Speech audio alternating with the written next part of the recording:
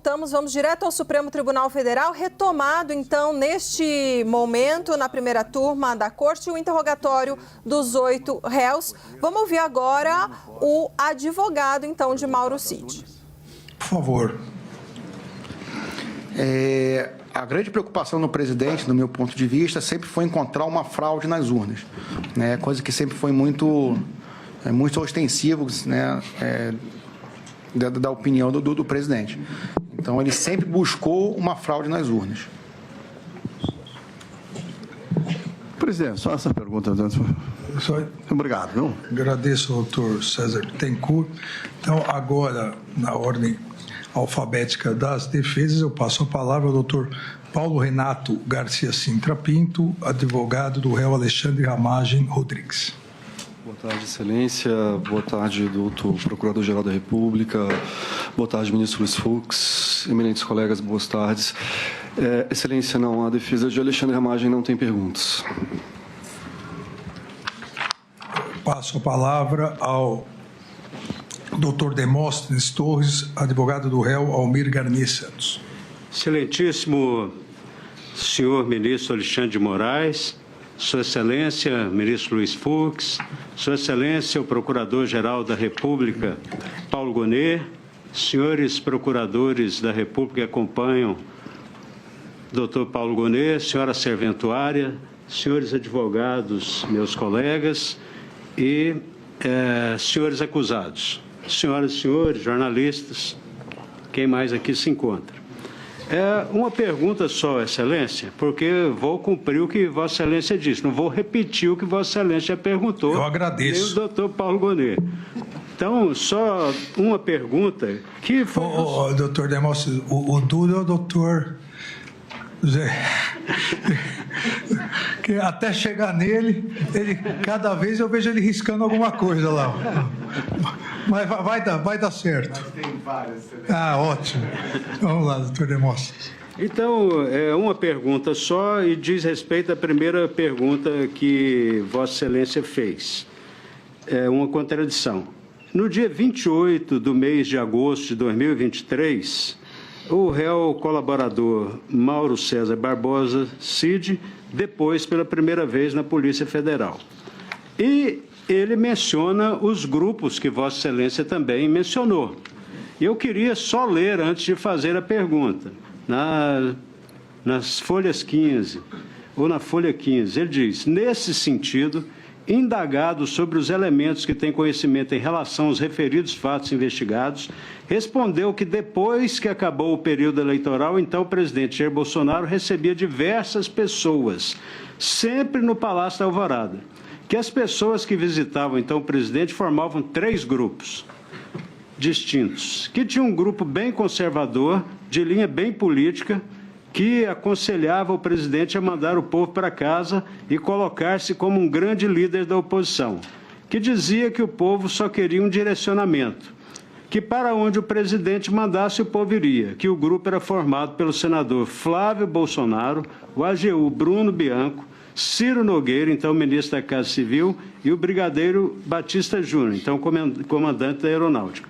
Que o outro grupo era formado por pessoas moderadas, que apesar de não concordar com o caminho que o Brasil estava indo, com abusos jurídicos, prisões e não concordar com a condução das relações institucionais que ocorreu no país, entendiam que nada poderia ser feito diante do resultado das eleições, que qualquer coisa, em outro sentido, seria um golpe armado, que representaria um regime militar por mais 20, 30 anos, que esse grupo era totalmente contra isso, que o grupo se subdividia em 2, que um primeiro grupo era composto basicamente por generais da ativa que tinham mais contato com o então presidente da República, Jair Bolsonaro, que eram as pessoas que o então presidente mais gostava de ouvir, que o grupo era composto pelo comandante do Exército, Freire Gomes, pelo general Arruda, chefe do DEC, Departamento de Engenharia e Construção, pelo general Teófilo, chefe do COTER, Comando de Operações Terrestres, pelo general Paulo Sérgio, então ministro da Defesa, que esse grupo temia que o grupo radical trouxesse um assessoramento e levasse o presidente Jair Bolsonaro a assinar uma doideira, que o general Freire Gomes estava muito preocupado com essa situação, com o que poderia acontecer com esse pessoal que ia para o Palácio da Alvorada, que estavam preocupados com o grupo radical, que estava tentando convencer, então, o presidente a fazer alguma coisa, um golpe, que havia um outro grupo de moderados que entendia que o ex-presidente deveria sair do país, que o próprio colaborador sugeriu que o ex-presidente deveria sair do país, que o grupo era composto por Paulo Junqueira, empresário do agronegócio, que financiou a viagem do presidente para os Estados Unidos, por Naban Garcia, que ocupou algum cargo na Secretaria de Agricultura, e, por fim, o senador Magno Malta, que tinha uma posição mais radical e se juntou ao referido grupo, entendendo que o presidente deveria deixar o país. Que o terceiro grupo, denominado pelo colaborador como radicais, era dividido em dois grupos, que o primeiro subgrupo, menos radicais, que queria achar uma fraude nas urnas, que o segundo grupo de radicais era a favor de um braço armado, que gostaria, de alguma forma, incentivar um golpe de Estado, que queria que ele assinasse o decreto, que acreditava que, quando o presidente desse a ordem, ele teria o apoio do povo e dos CACs, que romantizava o artigo 142 da Constituição como fundamento para o golpe de Estado, que o primeiro grupo que defendia a identificação de um possível fraude nas urnas era o que o ex-presidente mais pressionava, que Jair Bolsonaro queria uma atuação mais contundente do general Paulo Sérgio em relação à Comissão de Transparência das Eleições montada pelo Ministério da Defesa, que Jair Bolsonaro queria que o documento produzido fosse duro, que o grupo era composto pelo general Pazuello, pelo presidente do PL, Valdemar Costa Neto, pelo major Denícoli. Então, pergunto, através de Vossa Excelência, se tanto nesse dia, nesse primeiro depoimento, como dos demais, exceto hoje, o réu colaborador não mencionou a pessoa do almirante Almir Garnier. A pergunta é essa: se ele, nesse depoimento e nos outros, se ele não mencionou a pessoa do comandante Almir Garnier como radical. Doutor Demóstenes, eu passo a palavra, mas eu gostaria só de lembrar que é mencionado no depoimento e também no dia 21 de novembro, explicitamente, mas eu passo a palavra, por favor. Eu falo isso porque eu indaguei em relação a isso, mas, por favor. Ministro, eu não me lembro realmente a data que eu falei, mas dentro das minhas primeiras colaborações, né, quando me foi perguntado sobre os comandantes de força, né, da relação com o general Freire Gomes, foi quando eu citei a posição do almirante Garnier. Agora, realmente, quando e em qual folha isso consta, realmente eu desconheço.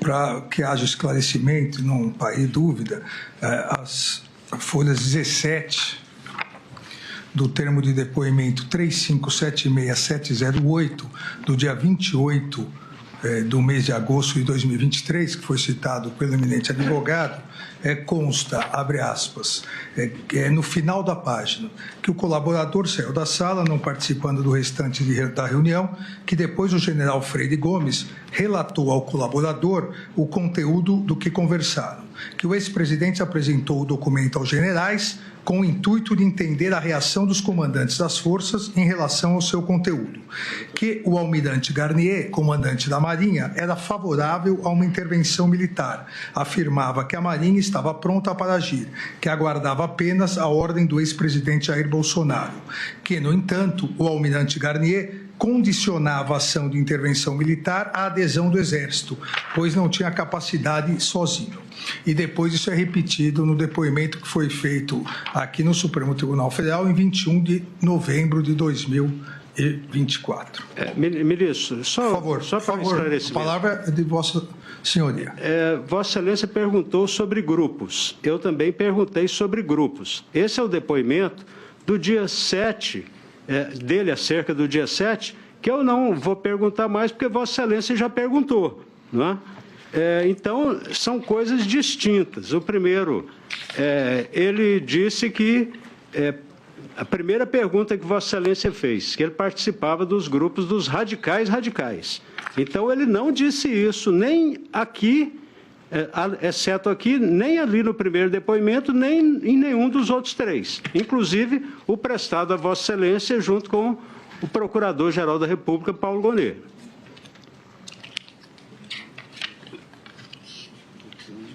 A pergunta de Vossa Senhoria é se o depoente, o réu, disse que o ex-comandante Almir Garnier fazia parte de algum grupo. Algum grupo. Pode ser até moderado, mas ele hoje afirmou radical. Né? Por favor. Ministro, quando eu dividi os grupos, foi uma maneira de poder sintetizar o raciocínio para tentar explicar e contextualizar o que realmente estava acontecendo naquele momento do Alvorado. Né? Então, a divisão dos grupos não foi pelos nomes, e sim pelas situações que cada grupo apresentava ao presidente. E aí, depois, no desenvolver das inquirições e da colaboração, eu pude detalhar mais. Mas a ideia geral era que a divisão dos grupos facilitasse o entendimento de como eu ia apresentar as ideias. Por isso que eu dividi, a divisão dos grupos foi na minha cabeça, não houve nenhum estudo. Infelizmente, senhor presidente, por favor. Eu não posso ter o meu momento, o ministro Alexandre de Moraes. Sim ou não? Não é verdade? Pode ter, sim ou não? Sim. Sim. Mas disse que fazia parte de um grupo? Já... Sim. Mais alguma coisa, doutor Demóstenes? Não, agradeço muito a Vossa Excelência. Sim ou não, doutor Demóstenes? Não, Excelência. Não. Agradeço ao doutor Demóstenes Torres. Eu passo a palavra ao doutor Elmar Novak, advogado do réu Anderson Gustavo Torres. Cumprimento, excelentíssimo senhor ministro Alexandre de Moraes, relator. Neste caso, cumprimento, excelentíssimo senhor ministro Luiz Fux, em nome de quem cumprimento todos os servidores desta casa. Cumprimento o excelentíssimo senhor Paulo Gonet, Procurador-Geral da República, em nome de quem cumprimento todos os membros do Ministério Público, inclusive a sua equipe aqui presente, advogados, membros da imprensa, senhoras e senhores. Nessa toada, senhor ministro relator, de não repetir questionamentos, tudo que tínhamos em relação ao Anderson Torres foi bem esclarecido aqui pelo réu colaborador. Eu não tenho mais nenhuma pergunta. Muito obrigado. Agradeço ao doutor Novak. Passo a palavra ao doutor Matheus Milanês, advogado do réu Augusto Heleno Ribeiro Pereira. Excelentíssimo senhor ministro-presidente, relator Alexandre de Moraes, excelentíssimo senhor ministro Luiz Fux, excelentíssimo senhor professor e procurador-geral Paulo Gonet, excelentíssimos colegas, demais aqui presentes. Senhor ministro, seguindo na linha do sim ou não, para facilitar, eu gostaria só do réu colaborador, num dos termos que temos presentes, que ele até falou para Vossa Excelência, eu só queria que ele confirmasse o seguinte trecho em que ele fala, abro aspas, eu nunca vi uma ação operacional ou de planejamento do general Heleno, fecho aspas. Eu gostaria que ele confirmasse esse trecho. Por favor. Sim, senhor, confirmado. Confirmado. Estou satisfeito, Excelência. Muito obrigado. Agradeço, doutor Matheus Milanês. Eu passo a palavra ao doutor Celso Vilardi, advogado do réu Jair Messias Bolsonaro. Excelentíssimo senhor ministro relator, ministro Alexandre de Moraes, excelentíssimo senhor ministro Luiz Fux, cumprimento também o excelentíssimo Procurador-Geral da República, aos demais advogados, as partes e as pessoas, os demais presentes. Senhor ministro, eu tenho algumas perguntas, sim. Minha primeira pergunta, ministro, eu queria saber se a função de ajudante de ordem é algo como um secretário, se existia só ele, outros, e se existia hierarquia entre os ajudantes de ordem. Pois não. Pode responder, por favor. Então, ministro, para esclarecer a função do ajudante de ordens, que é bem interessante entender ela, então eu vou usar o decreto. Então, a função do ajudante de ordens compete prestar os serviços de assistência direta e imediata ao presidente da República nos assuntos de natureza pessoal, em regime de atendimento permanente ininterrupto, em Brasília ou viagem. Receber as correspondências e objetos entregues ao presidente da República em cerimônias e viagens. E realizar outras atividades determinadas pelo chefe de gabinete.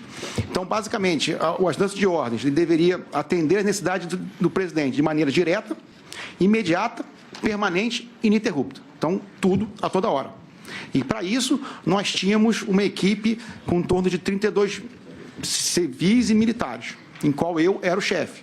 Então, abaixo de mim, tinham mais 3 ajudantes de ordens. Então, a minha maior proximidade, a minha maior participação era porque eu era o chefe. Né? Então, é bem claro para um comandante militar que tudo que acontece está na responsabilidade do comandante. Então, era o senhor e mais 3. Eu era o chefe, que era um do Exército, e tinham mais 3, um da Marinha, um da Força Aérea e um da Aeronáutica, e um chefe. Então, essa era a organização dos oficiais. Depois, abaixo, a gente tinha os auxiliares. Um da Marinha e 2 da Força Aérea. Não, um da Marinha, um do Exército. Um do Exército. É que o senhor falou um da Marinha, um da Aeronáutica e um da Força Aérea. E eu como chefe. Abaixo tinha os auxiliares e tinha o pessoal que cuidava da parte... Oficiais eram 4. Oficiais eram 4. Qual era a patente dos demais? Eu era o tenente-coronel, tinha tudo major, o resto era tudo major. Doutor Celso. Muito obrigado. Eu queria saber, senhor ministro relator, se ele teve algum conhecimento a respeito dos fatos de 8 de janeiro, evidentemente antes do dia 8 de janeiro. O senhor teve? Não, senhor. Em relação aos a atos de violência de 8 de janeiro, aqui no Supremo, se ele soube alguma coisa do movimento de 8 de janeiro. O movimento que resultou no 8 de janeiro. Que resultou no 8 de janeiro e do próprio fato que iria acontecer no 8. Ele teve informação antecipada? O senhor teve alguma informação? Não, senhor. No Palácio da Alvorada, ele ouviu algo? O presidente tinha alguma informação a respeito disso? Ele ouviu algum comentário? Ele ouviu algum plano de incentivo ao ato de 8 de janeiro? Por favor. Não, senhor.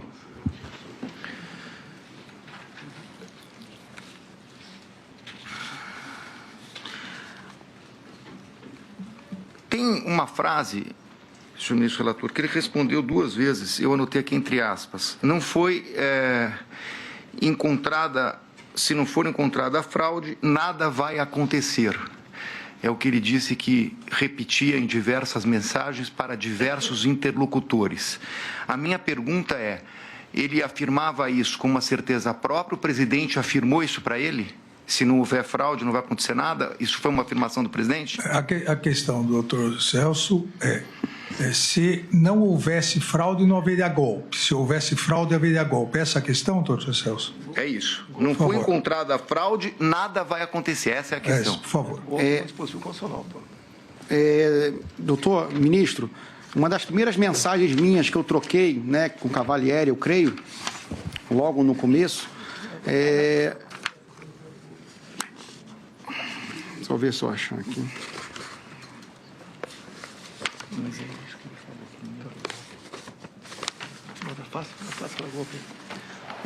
Logo depois, para todos que me consultavam de maneira geral, eu sabia que nada ia acontecer, por mais que houvessem pressões em cima do presidente, porque as Forças Armadas, já de cara, eu conheci o general Frei Gomes, eu sabia que nada ia acontecer. Inclusive, foi essa a minha resposta, até naquela época, né, quando saíram as mensagens com o coronel Lamande, com o Cavalieri, porque eu sabia a posição das Forças Armadas. Independente do que acontecesse com as eleições, né, dificilmente alguma coisa ia acontecer, porque sem apoio das Forças Armadas não teria nada que fazer. Né? E era um momento que o presidente estava muito fragilizado na parte de saúde, inclusive era uma preocupação muito grande do próprio general Heleno, a parte de saúde dele. Mas ele nunca expressou, o presidente nunca expressou a ideia de temos que achar uma fraude para assinar algum decreto. Isso... Ele nunca expressou... esse tipo de não conversa... Não havia esse condicionante. Não, nunca havia esse condicionante. Ele ouviu, o presidente tem uma frase famosa, mas eu quero saber no âmbito ali do Palácio, naquele contexto dos meses de novembro e dezembro. Ele ouviu o presidente dizer que só agiria dentro das 4 linhas da Constituição? O senhor ouviu isso? Sim, senhor. Senhor presidente, eu queria... O ministro relator está falando, senhor presidente, mas o senhor está presidindo, então o senhor é relator, presidente. Então vamos... Eu queria... isso é uma pergunta que simplesmente eu não entendi. A reunião do dia 7 de dezembro, que foi uma pergunta específica de Vossa Excelência, A reunião de 7 de dezembro, ele disse que depois dessa reunião, ele teria falado com o comandante do Exército. Eu queria saber se foi nessa reunião, porque ele respondeu para o senhor, foi nessa, teve outra, eu queria saber se foi nessa reunião que ele apresentou um PowerPoint. Foi no dia 7 de dezembro que ele apresentou o PowerPoint? Eu repasso, mas eu me recordo que eu perguntei se no dia 7 havia apresentado o PowerPoint e disse que não, que foi numa anterior. Ou foi no dia 7? Ministro, agora, em termos de data, eu não tenho certeza. Foi na primeira reunião que teve, né, onde foi apresentado os considerandos, que até o próprio general... Mas né, foi nessa primeira... Então, vamos recordar para que não pare dúvida na pergunta do doutor advogado. O senhor disse que houve uma primeira reunião em que Felipe Martins levou um advogado e o ex-presidente, o então presidente Jair Messias Bolsonaro estava e o senhor apresentou PowerPoint. Não, nessa primeira reunião, apresentou a minuta para o então presidente, ele fez algumas alterações, houve uma segunda reunião onde o senhor apresentou o PowerPoint. E nessa segunda se marcou a reunião do dia 7. E no dia 7 o senhor me respondeu que não houve PowerPoint. Eu lembro porque eu perguntei especificamente em relação a isso. O senhor disse, inclusive, que no dia 7, o senhor não estava quando o presidente apresentou aos comandantes, que o comandante Freire Gomes, que depois lhe disse. Isso. Então, essa foi a sequência. Então, a pergunta do doutor Celso houve PowerPoint apresentado pelo senhor no dia 7? Não, senhor. Na segunda reunião, não, senhor. Só houve na primeira, onde foi feito, apresentado só os considerandos. Certo. E, na verdade, não foi o PowerPoint, foi o próprio documento do Word apresentado na televisão. Certo. Por favor, doutor Celso. Muito bem. Agora eu vou para a reunião do dia 28/11 no Salão de Festa, que é essa que foi objeto das perguntas do doutor procurador. Essa reunião, no dia 28, no Salão de Festas, eu queria saber o seguinte, ele recebeu um WhatsApp, antes dessa reunião, um anexo. Esse anexo que ele recebeu, acho que por volta das 8h30 da noite, esse anexo era o anexo da carta que seria mandada aos comandantes? O senhor se recorda de ter recebido uma mensagem com um anexo nesse dia? Eu creio que sim. Eu acho que porque nesse dia foi o dia da divulgação da carta. E esse anexo era a carta dos comandantes? Eu não sei se esse anexo era a carta, mas eu lembro que nesse dia foi quando eu tomei conhecimento da carta. Agora, se foi efetivamente esse anexo, eu não sei, não sei confirmar. Doutor Celso. Eu estou perguntando, ministro, porque esse anexo foi enviado às 20h02. Às 23h20, ele manda as observações que foi objeto do questionamento do procurador. Não combinamos de apagar? Ah, eu esqueci. E às 23h30 desse mesmo dia, depois da reunião, é que tem as mensagens das fotos. Então, eu queria perguntar se ele recebeu as fotos que estão na denúncia, que foram encontradas no celular dele, como descritas na denúncia como uma minuta de golpe. Essas mensagens vieram de um interlocutor da reunião? Porque elas vêm exatamente depois dessa mensagem, na sequência. Então, é isso que eu queria perguntar. O doutor Celso faz uma cronologia das mensagens que o senhor recebeu no dia 28 nessa reunião. E pergunta se essa última mensagem, às 23h30, salve. E 30 horas, se o senhor recebeu a minuta do que a Procuradoria chama de minuta do golpe, o decreto do golpe, de algum interlocutor dessa reunião do dia 28.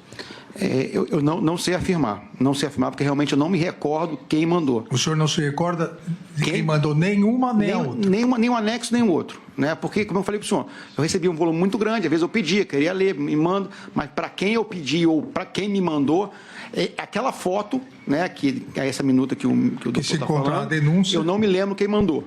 Né? E também foi uma coisa que realmente ficou esquecida. A outra, esse anexo, que possivelmente deve ter sido a carta aos comandantes militares, né, realmente foi nesse período. Eu não sei se foi efetivamente esse anexo. né, se foi esse anexo. Mas eu não consigo afirmar que se foi alguém desse grupo. Eu acho difícil. Pela forma que foi escrita, tudo, não parece muito a forma que nós escreveríamos. Até pelo jeito que foi escrito. A minha questão, ministro, é que ele colocou, não só hoje, mas numa outra oportunidade, que seria até uma questão de uma conversa de bar, né? Fez aí uma metáfora a esse respeito. Mas eu queria saber se nessa conversa de bar, dentre os assuntos que foram tratados, porque ele falou que existia insatisfação de parte dos militares, que tinham radicais, etc. e tal. Eu queria saber o seguinte: dentre essas conversas, surgiu alguma coisa a respeito de uma minuta a ser entregue para o presidente, para ser mandada? Teve uma minuta? Nessa reunião do dia 28. Teve conversa sobre algum documento escrito relacionado a um golpe de Estado? Então, nessa reunião dos quids pretos, no dia 28, houve conversa sobre a elaboração de uma minuta? Não, senhor. E nessa conversa ele explicou o conceito militar de centro de gravidade que foi atribuído a Vossa Excelência por uma das pessoas. Eu queria entender se nessa reunião Vossa Excelência, o nome de Vossa Excelência constou como centro de gravidade, porque se a pessoa parece que fez uma anotação, ministro Alexandre, como centro de gravidade. Isso também não foi conversado na reunião? Foi conversado algo sobre o meu nome nessa reunião? Sim, senhor. O senhor foi... O quê? O senhor foi muito criticado. Só? O senhor tem que falar a verdade. Sim, senhor. Ministro... Eu estou acostumado. Sim, senhor. E só uma coisa que depois é que a Polícia Federal não está aqui, porque há uma contradição no depoimento. Falou que era conversa de bar, com guaraná e salgadinho. Então não era conversa de bar. Mas o que mais falava sobre mim? É a pergunta do doutor advogado, por favor. Ministro, as pessoas criticavam muito o senhor. As mesmas críticas que o senhor recebe, os mesmos xingamentos, de certa forma, passaram por ali. Não vou dizer que não houve, porque houve, né? Até porque era uma conversa mais... Era uma conversa de bar. Uma conversa de bar. Tanto que... Houve alguma ideia em relação ao centro de gravidade? Não, sim, ministro, nada não, temos que acabar com ele, isso nunca existiu, vamos planejar alguma coisa, isso nunca existiu. Tinha, assim, xingamentos, esse cara desgraçado, coisas que o senhor já ouviu bastante aí, né? Inclusive fotos de figurinha, aquelas memes, essas coisas. Por isso que eu digo para o senhor que teve essa grau de informalidade. Né? É isso, doutor Celso? É isso. A minha próxima pergunta, o meu próximo tema é a respeito da questão da matéria da revista Veja. Eu só queria, a respeito disso, eu queria saber se ele já disse isso num depoimento prestado, acho que ao instrutor de Vossa Excelência, mas eu queria saber se ele não conversou sobre delação, a respeito da delação feita aqui, que era confidencial, com jornalistas e com pessoas ligadas à investigação. Se ele nunca conversou sobre delação com investigados e ou jornalistas. Com pessoas ligadas à investigação, ele diz aqui um melhor... Investigados? Não só os que estão aqui hoje, mas naquela época tinham outros investigados no geral. O senhor conversou sobre a delação com investigados ou pessoas ligadas à imprensa, jornalistas? Não, senhor. Eu quero saber se ele fez uso, em algum momento, para falar de delação, de um perfil no Instagram que não está no nome dele. Não. Espera, aguarde. Qual perfil? Eu queria saber, ministro, se ele utilizou perfis, mídia social para falar com jornalistas. Ele está dizendo que não conversou com ninguém. Ele nunca usou um perfil de mídia social para falar com ninguém. Utilizou algum perfil de mídia social para falar com alguém? Não, senhor. Todos os meus celulares foram apreendidos pela Polícia Federal, ministro. Todos foram apreendidos e revirados de ponta cabeça. Ele conhece um perfil Gabriela R. 702? Você já ouviu falar? O senhor conhece? Gabriela... R. 702. 702. Esse perfil, eu não sei que isso é da minha esposa, mas Gabriela é o nome da minha esposa.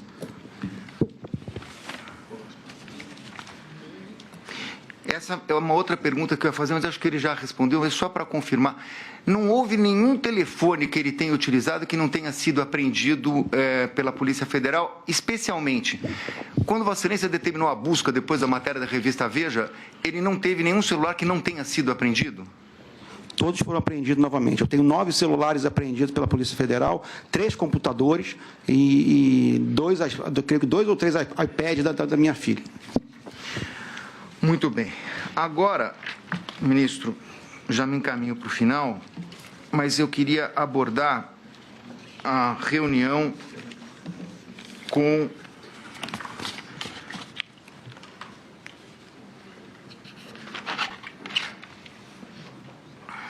o general Braga Neto. A primeira pergunta que eu queria que ele esclarecesse é a seguinte: Copa 22. Eu entendi que ele recebeu um arquivo, que foi até objeto de uma pergunta do doutor procurador a respeito de Copa 22. Eu queria saber se, por meio dessa mensagem, ou por meio de qualquer outra conversa a respeito desse Copa 22, ele sabia que tinha, supostamente, um plano para eliminar pessoas, para monitorar, para eliminação de pessoas. Eu queria saber se ele tem conhecimento disso. O senhor tinha ciência disso? Não, senhor. O documento Copa 22 que eu recebi, que foi o único documento que eu tive acesso, ele foi aquele documento que constava os itens logísticos daquele pedido inicial de dinheiro. Quando ele foi para essa reunião com o general, eu entendi que foi a pedido de um colega dele que disse que é amigo dele. Antes dele chegar nessa reunião, ele não tinha nenhum conhecimento do que ia ser tratado? Ele tomou conhecimento ali? Eu queria saber qual era o objeto dessa reunião. Na verdade, era para colocar o pânico na sociedade. Eu queria que ele detalhasse isso, ministro.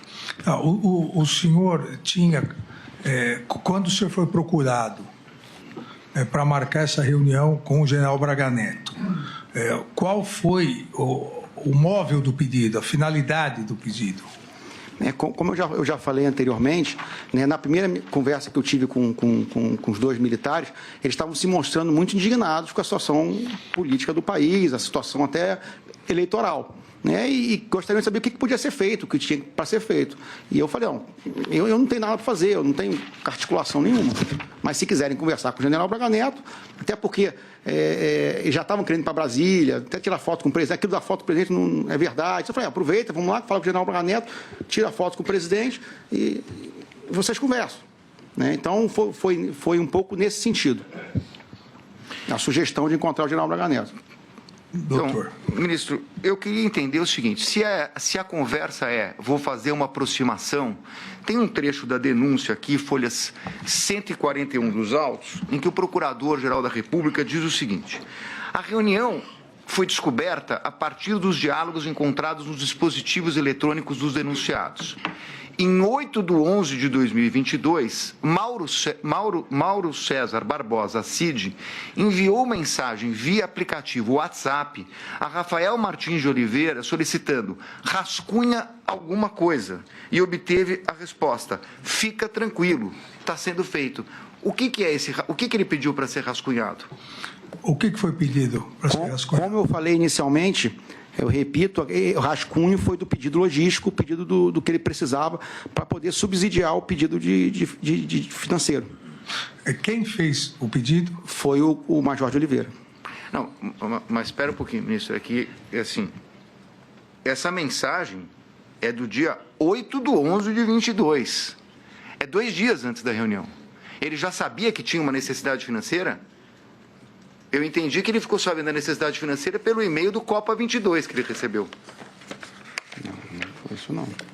O senhor sabia já dessa necessidade financeira pedida pelo militar?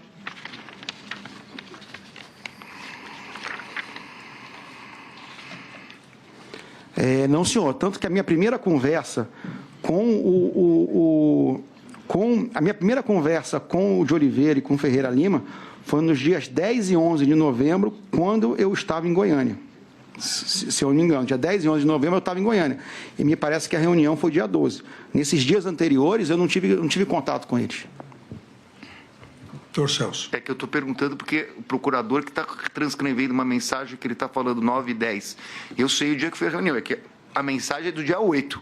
É por isso, é anterior a esse contato que ele diz. Eu queria entender o que ele pediu para rascunhar. Mas, enfim, se ele já respondeu...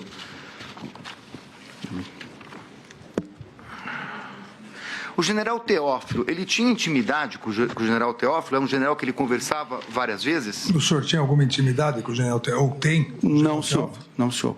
Pouca. Conversei algumas vezes, mas muito restrito e sem intimidade.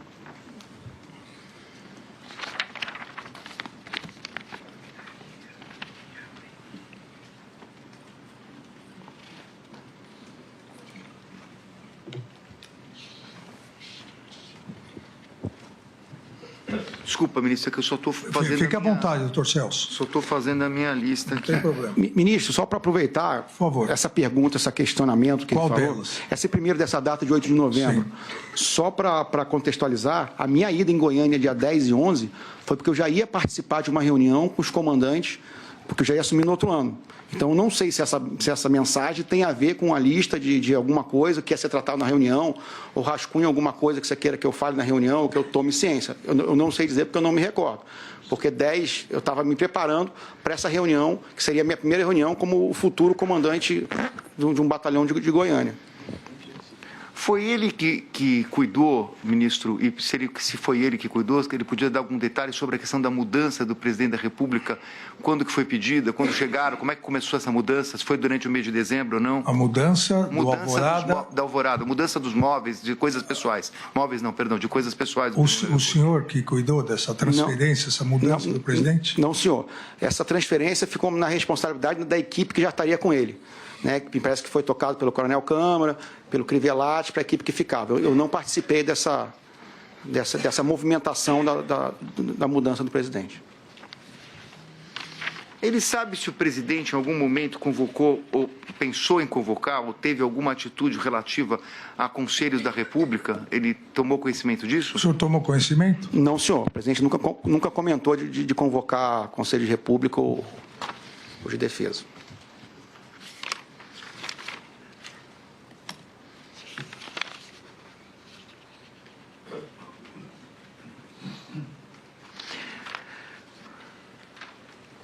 Com relação à Copa 22 e punhal verde e amarelo, desculpa, vou fazer a pergunta antes. Punhal verde e amarelo, eu entendi que ele disse que nunca tinha ouvido falar só pela mídia, né? Só para não induzir a...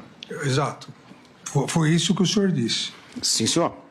Sobre punhal verde e amarelo e Copa 22, ele nunca comentou, ele nunca conversou com o presidente da República. O senhor conversou alguma vez com o presidente sobre isso? Não, senhor, até porque eu não tinha conhecimento. O eminente procurador fez uma pergunta a respeito do seguinte, se ele ouviu em algum momento o presidente desestimular, não é essa palavra, perdão. Foi essa mesmo. Não, acho que era desmobilizar. Desmobilizar. Desmobilizar. Perdão. Exato. Se o presidente, de alguma forma, iria desmobilizar os acampamentos.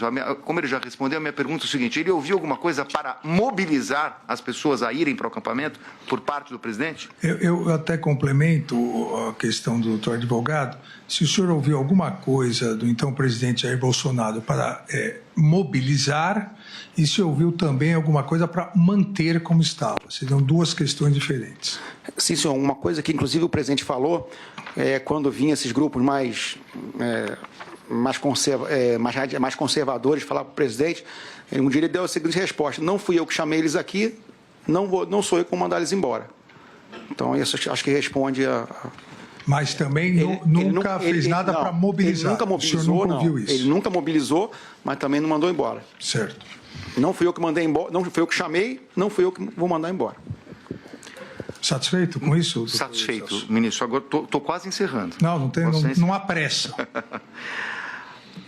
Eu queria saber o seguinte, em novembro e dezembro, o presidente da República fez reunião com Luciano Hang, Maier Nigri, uma pessoa da Centauro, enfim, pessoas relacionadas àquele grupo de empresários que foram investigados. Eu queria saber se o presidente da República, nesse período que estava lá no Palácio da Alvorada, se ele tem conhecimento que o presidente se reuniu com essas pessoas. Novembro e dezembro de que ano, doutor?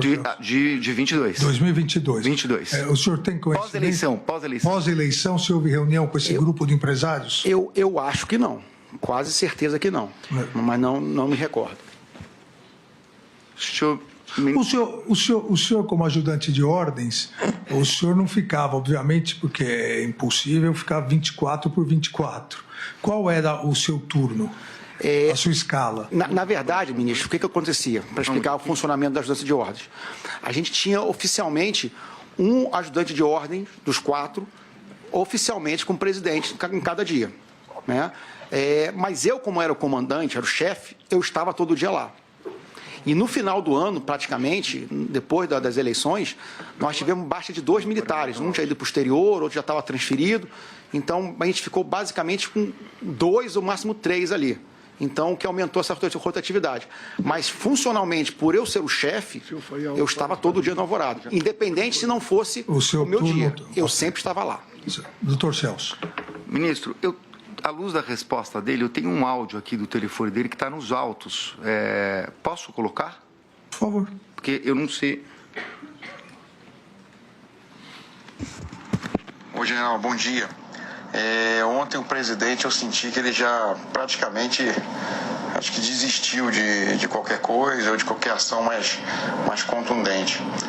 Ontem, por várias vezes, ele comentou que o governo Lula, um possível governo Lula, como ele sempre fala, não daria certo, ele vai meter o pé pelas mãos, ele vai botar os servidores tudo contra ele, né?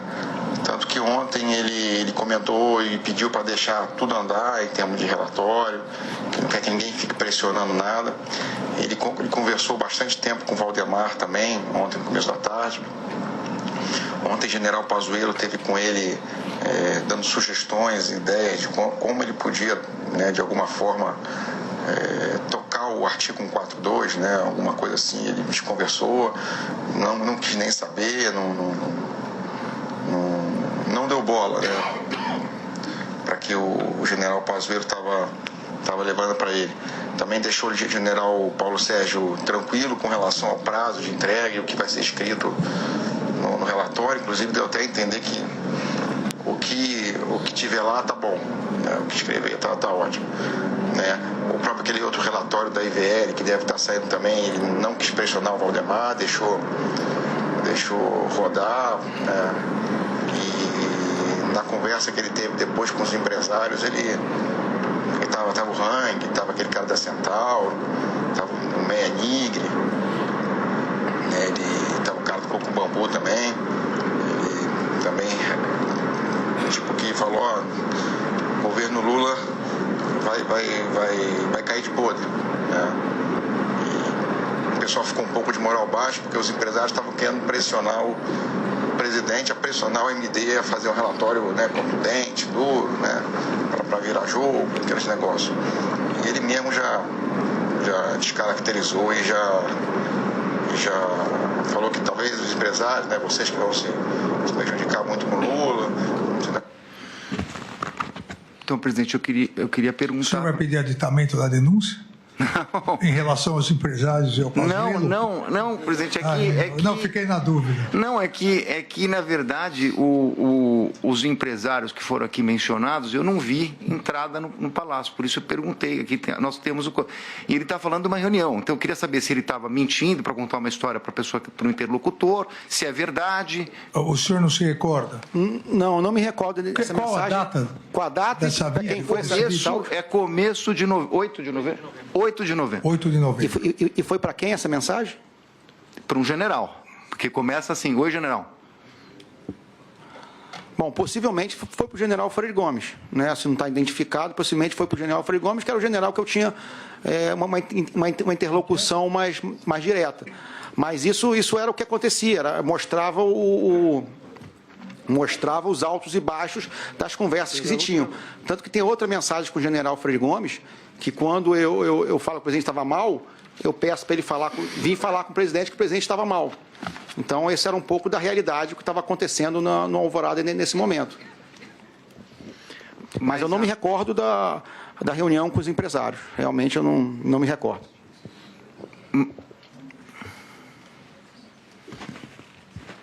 Mas a minha pergunta, ministro, é mais direta.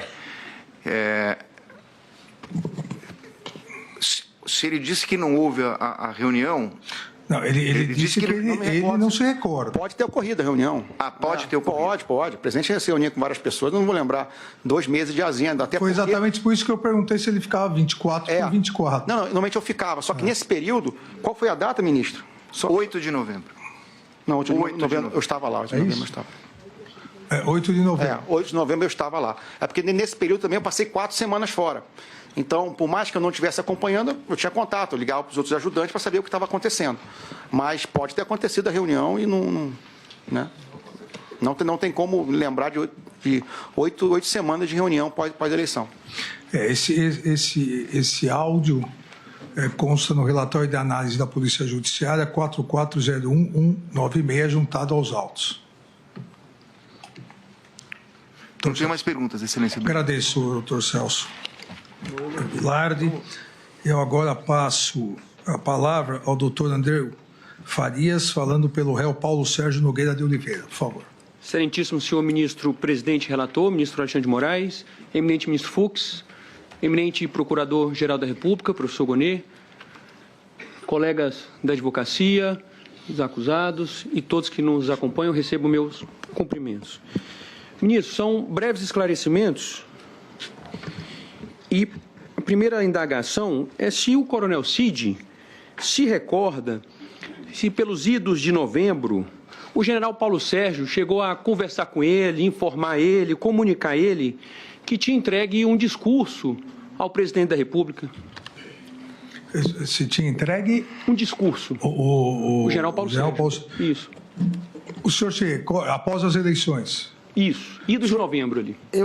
Novembro. O senhor se recorda se após as eleições de novembro o senhor foi procurado pelo general Paulo Sérgio, que teria encaminhado ao presidente um discurso? Eu creio que sim, ministro. Eu creio que sim. Não sei se era um discurso para ele falar ao povo, que acho que ele queria fazer uma proclamação, né, alguma coisa, mas eu lembro de alguma coisa assim. Eu não me lembro os detalhes, mas eu creio que sim. O senhor se recorda se no conteúdo desse discurso tinha menção acerca da aceitação do resultado das eleições? Não, os detalhes, eu lembro disso, mas o que estava escrito realmente no meio eu não me lembro. Tá certo, Excelência. Sem mais perguntas, satisfeito. Só, doutor, o discurso teria, a minuta do discurso, teria sido entregue direto ao presidente ou entregue ao depoente para entregar ao presidente, só para que fique bem claro. Perfeito, é porque o coronel Cid adiantou e eu não fiz a segunda pergunta, que seria se o general Paulo Sérgio entregou uma cópia para o coronel Cid desse discurso.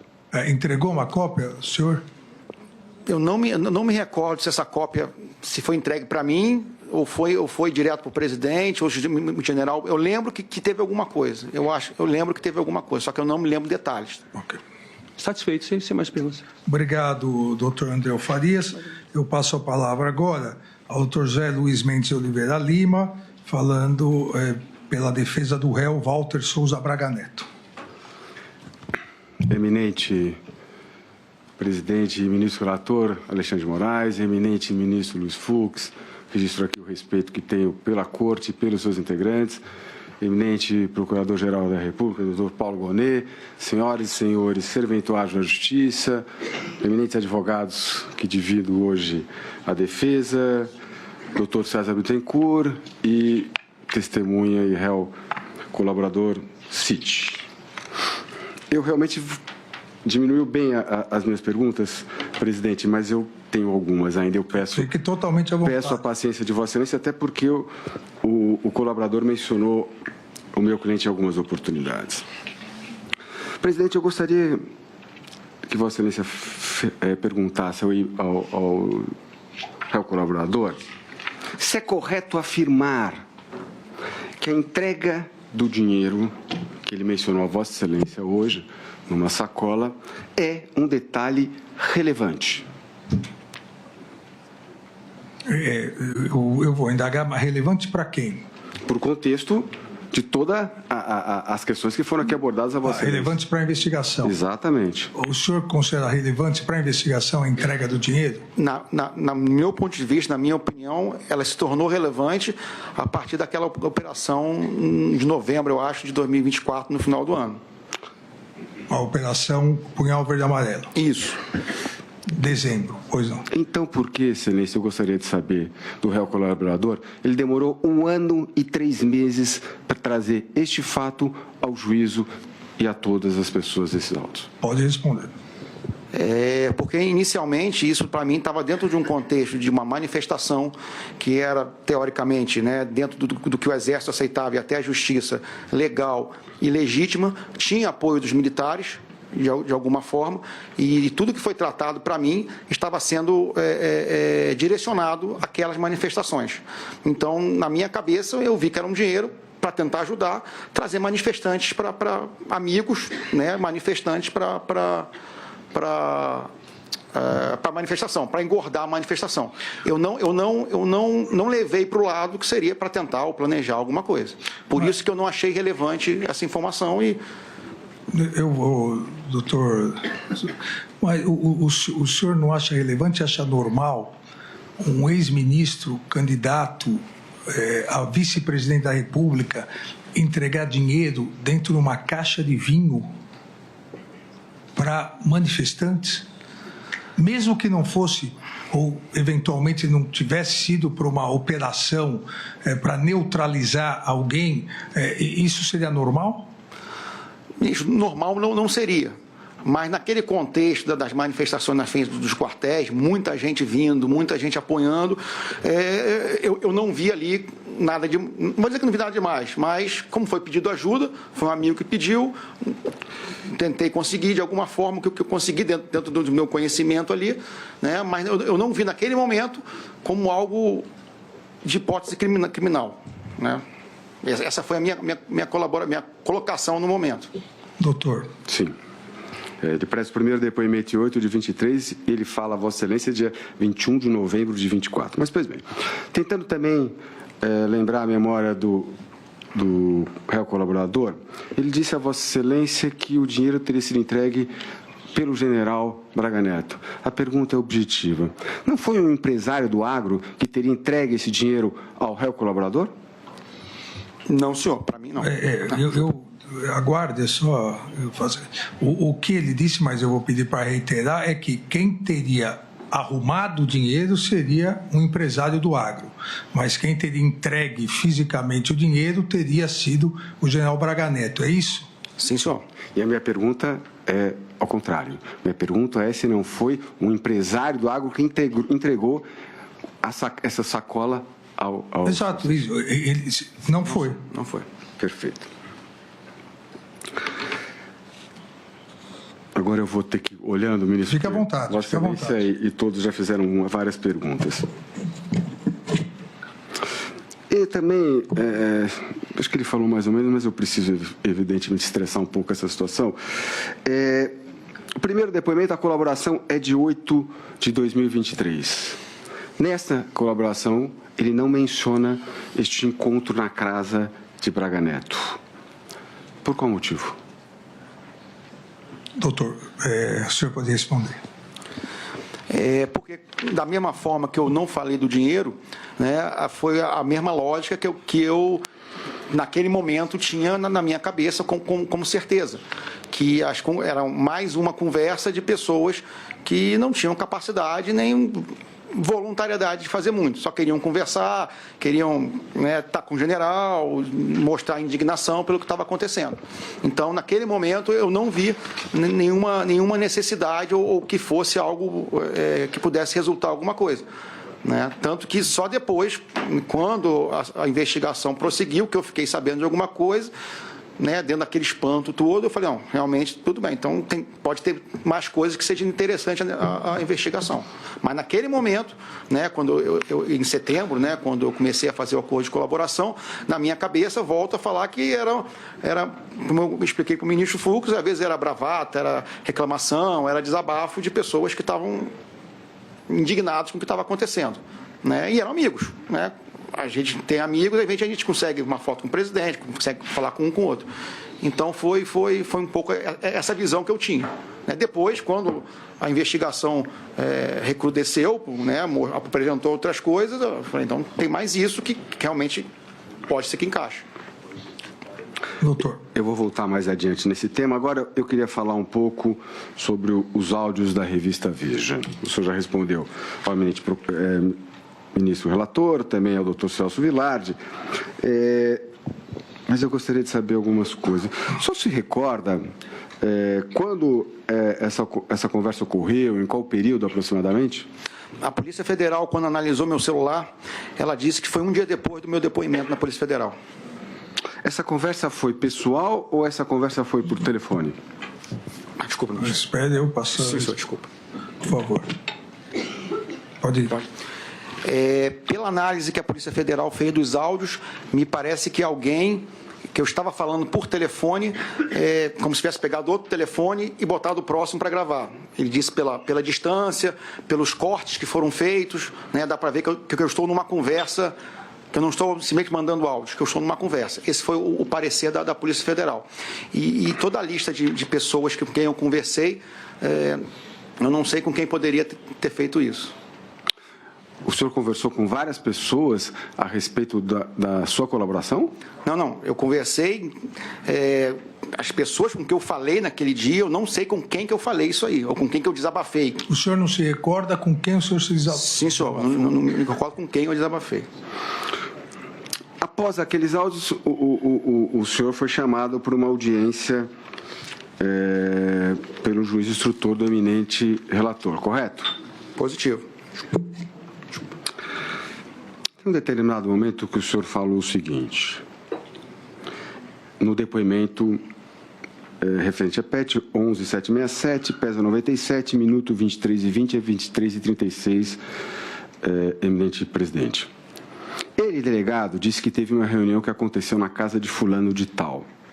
Aí ele queria saber o motivo da reunião. Eu falei, não, o motivo da reunião era um encontro de amigos, né? Fulano de tal estava na cidade e quis cumprimentar o general. Aí o delegado falou, não, mas não pode ser só isso. Pô, mas espera aí, não é possível que um general... A pergunta. Ao citar esse exemplo, o réu colaborador estava se referindo ao encontro ocorrido na casa do general Braga Neto em 12 de novembro de 2022, presidente? Esse trecho... Está no depoimento... Qual dia? PET 11767. Sim, foi a audiência com o juiz instrutor logo após a Veja. Exatamente, excelência. Por favor. Para ser exato, excelência, acho que foi no dia 22 de março. O senhor pergunta sobre... Nesse trecho que eu li do seu depoimento, se o senhor estava se referindo ao encontro ocorrido na casa do general Braga Neto em 12 de novembro de 2022, é isso? Bom, realmente eu não me lembro o contexto que eu dei, né, ou com a entonação que eu dei, né, nessa conversa, até porque eu não me lembro dessa frase. Mas, pelo jeito, pode parecer que seja, mas realmente eu não recordo do que eu estava falando, até porque eu acho que eu falei bastante coisa, né? Sim, eu vou seguir. Por favor. Presidente. Também no depoimento que foi prestado ao juiz instrutor do gabinete do eminente relator, o senhor afirmou que o delegado questionou a sua versão dizendo que não, mas não pode ser só isso. Pô, mas espera aí, não é possível que o general... A pergunta objetiva. Por que o delegado, a autoridade policial, disse ao senhor que a versão dos fatos não poderia ser verdadeira? Por quê? Doutor, o senhor se recorda disso? Eu não me recordo, mas ali era um desabafo. Eu estava muito mal emocionalmente. Não, são duas coisas diversas, se eu entendi a pergunta do doutor José Luiz. A primeira, a questão da Veja, que foi a razão pela qual eu determinei que o senhor fosse ouvido novamente pelo juiz instrutor. Sim, senhor. E aí o doutor José Luiz perguntou com quem o senhor falou, para quem o senhor desabafou. A outra coisa é esse trecho que se refere em março, 22 de março, se refere a essa reunião que em 21 de novembro, na minha presença, o senhor retificou e disse e a versão que hoje o senhor disse dos fatos. No dia 22 de março, o que o doutor José Luiz pergunta é se o senhor está se referindo, nesse trecho, à reunião com o general Braga Neto, é isso? Exatamente, excelência. Eu só tenho uma questão de data, porque, na verdade, ele é o depoimento que ele presta e que ele fala o que o delegado disse a ele no depoimento. Exato. Né? O senhor não se recorda? Eu não estou me recordando,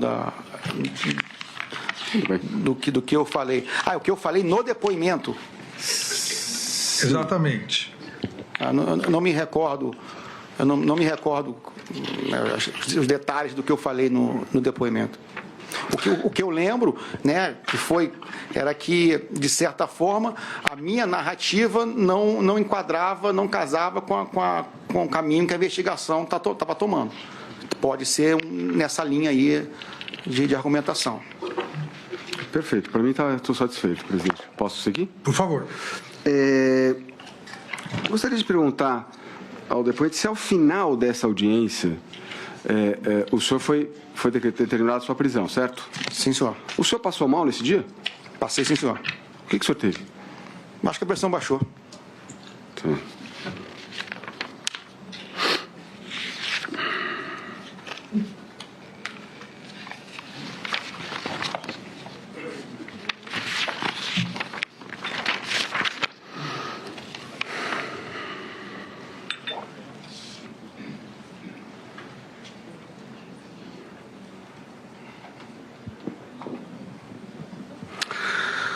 Encontro na casa do general Braga Neto, presidente. Por favor.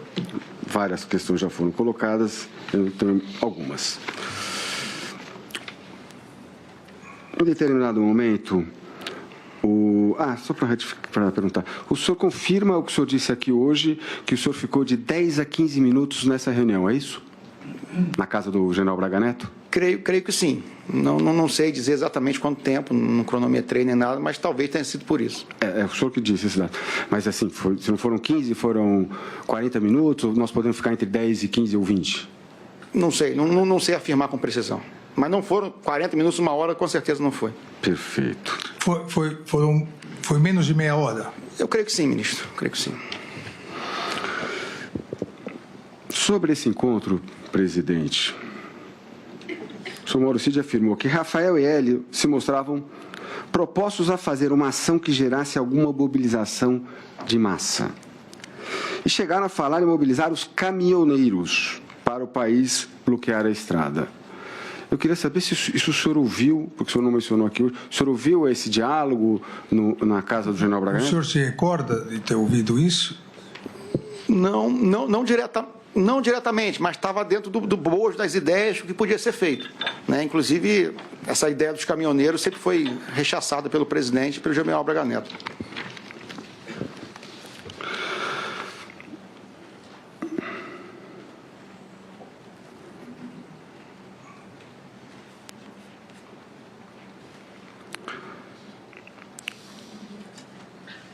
O senhor, só para ficar claro, o senhor não presenciou nenhum diálogo, nenhuma conversa sobre sequestro, prisão ou execução de autoridades na casa do general Braga Neto? Não, senhor. Perfeito.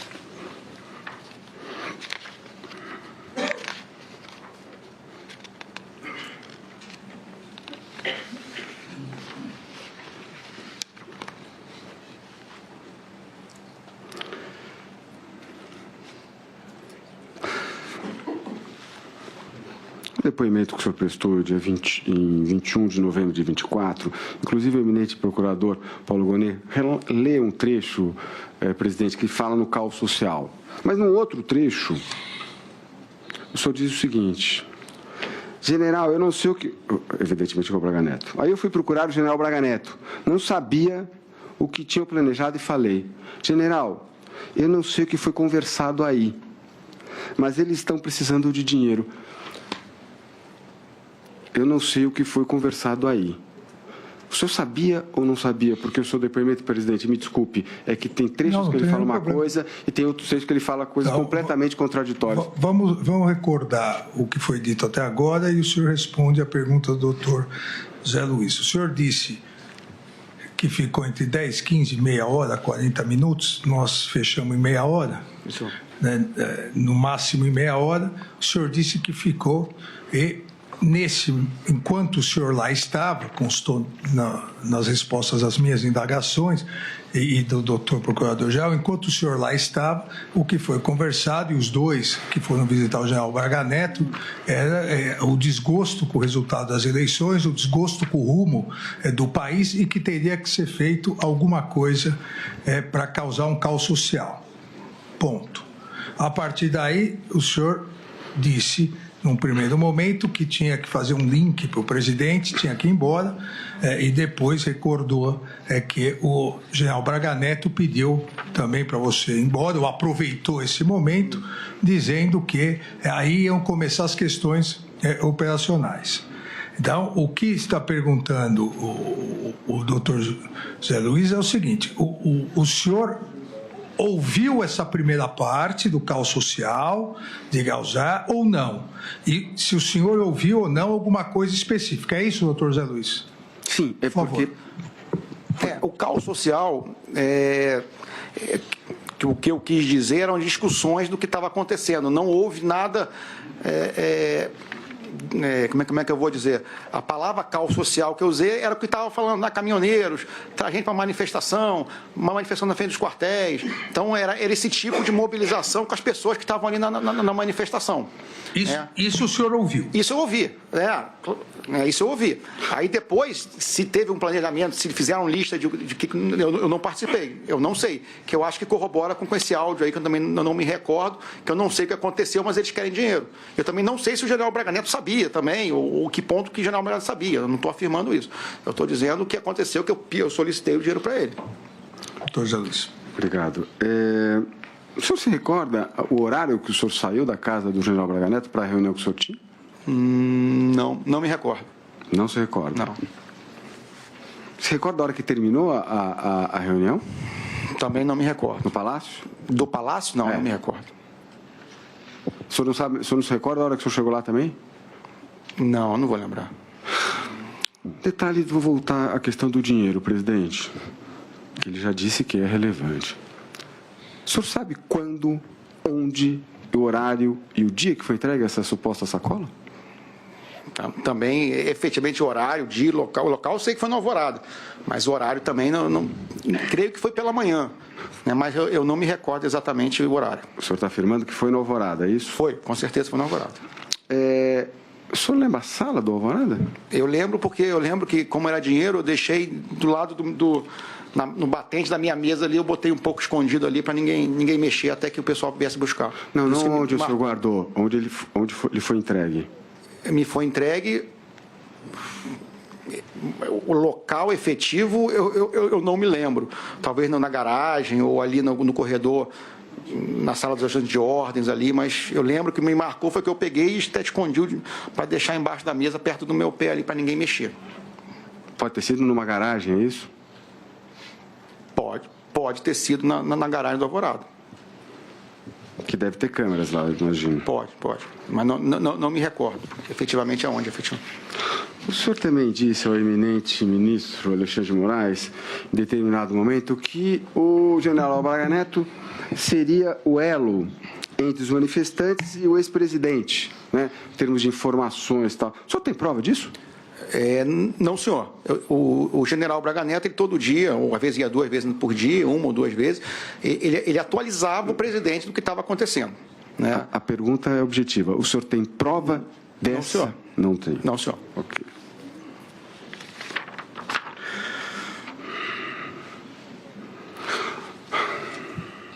Ministro, eu gostaria de saber se o réu colaborador confirma, porque tem uma pergunta na sequência, eu estou acabando. Não tem problema. Nós estamos começando só. Se ele confirma que soube do plano Punhal Verde e Amarelo apenas através das investigações após o seu acordo de colaboração. Isso está claro, né?